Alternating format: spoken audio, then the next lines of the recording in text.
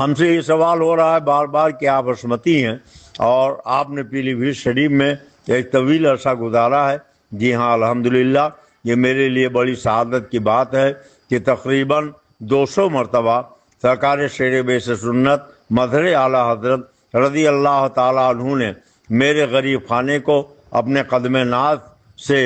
رفعت عطا فرمائی، اور تقریباً 200 مرتبہ سرکار شیر بیس سنت میرے غریب خانے پر جلوہ گر ہوئے۔ ہمارا پورا خانوادہ اور ہمارے ددیال اور ننیال کے سبھی لوگ سرکار شیر بیس سنت کے غلام ہیں۔ مجھے بھی سرکار شیر بیس سنت رضی اللہ تعالیٰ عنہ نے اپنی غلامی میں قبول فرمایا، یہ میرے لیے نصیبے کی بات ہے۔ اللہ رب العزت اس سلسلے کو برقرار رکھے۔ حضور شیر بیس سنت رضی اللہ تعالیٰ عنہ کے آستانے پر رہ کر تقریباً 7 سال تک میں نے سرکار شیر بیس سنت کے آستانے کی جارو کشی کی، اور حضرت سیدنا سرکار شیر بیس سنت کے فرزند اکبر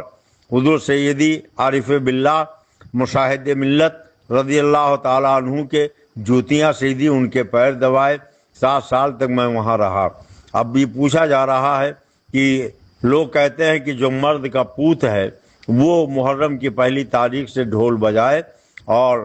فتویٰ مجھ سے لے، میں فتاوی عالمگیری دکھا کے ثابت کروں گا کہ یہ جائز ہے، کوئی ناجائز نہیں ہے۔ حضور سیدی سرکار شیر بیس سنت کے ہاں 7 سال میں رہا، نہ حضور مشاہد ملت کو میں نے کبھی ڈھول بجاتے ہوئے دیکھا، نہ حضور مشہود ملت کو میں نے کبھی ڈھول بجاتے ہوئے دیکھا، نہ اور دوسرے لوگوں کو خانوادے کے میں نے کسی کو ڈھول بجاتے ہوئے کبھی نہیں دیکھا، نہ تعزیہ داری کرتے ہوئے دیکھا۔ اور یہی اتنا نہیں بلکہ حضور شیر بیس سنت کے پیر خانے بریلی شریف میں بھی نہ سرکار اعلیٰ حضرت نے کبھی ڈھول بجائی، نہ حضور حجت الاسلام نے کبھی ڈھول بجائی، نہ حضور مفتی اعظم ہند نے کبھی ڈھول بجائی، نہ کبھی حضور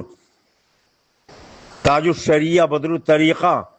نے کبھی ڈھول بجائی۔ اور یہی اتنا نہیں بلکہ حضور شیر بیس سنت کا پیر خانہ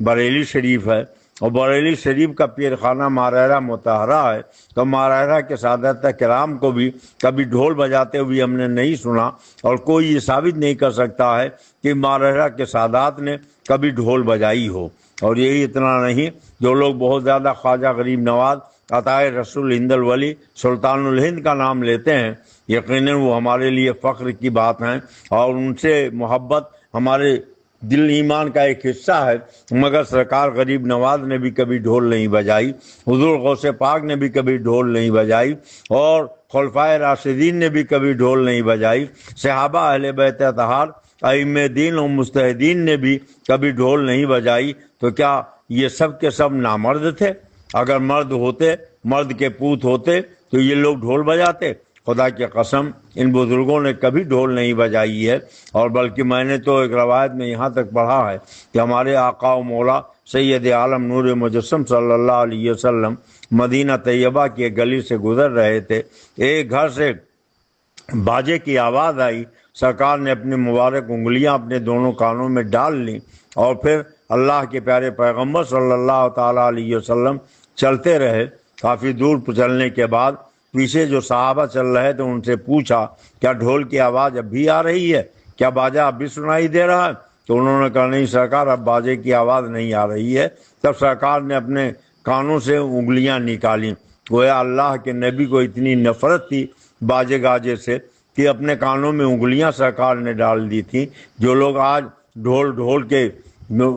شور لگاتے ہیں اور مرد کا پوت ہونا ڈھول بجانے والوں کو ثابت کرتے ہیں، انہیں چاہیے کہ وہ سوچ لیں کہ کل میدان محشر میں اللہ کے پیارے رسول صلی اللہ علیہ وسلم کا سابقہ ہوگا، ان کی زیارت ہوگی، ان کی بارگاہ میں حاضری ہوگی، تو کون سا منہ لے کے جائیں گے؟ اللہ کے پیارے نبی سید عالم صلی اللہ علیہ وسلم نے ڈھول نہیں بجایا، حضرت صدیق اکبر نے نہیں بجایا، حضرت فاروق اعظم نے نہیں بجایا، حضرت عثمان غنی مولائے کائنات نے نہیں بجایا، حسنین کریمین نے ڈھول نہیں بجائی، کبھی تابعین تبع تابعین ائمہ دین نے ڈھول نہیں بجائی، پیران پیر نے کبھی ڈھول نہیں بجائی، حضرت سیدنا سرکار عطائے رسول ہندل ولی خواجہ خواجگاں سلطان الہند غریب نواز اجمیری نے کبھی ڈھول نہیں بجائی، حضرت سیدنا قطب الدین بختیار کاکی، حضرت صوفی حمید الدین ناگوری، حضرت قاضی حمید الدین ناگوری،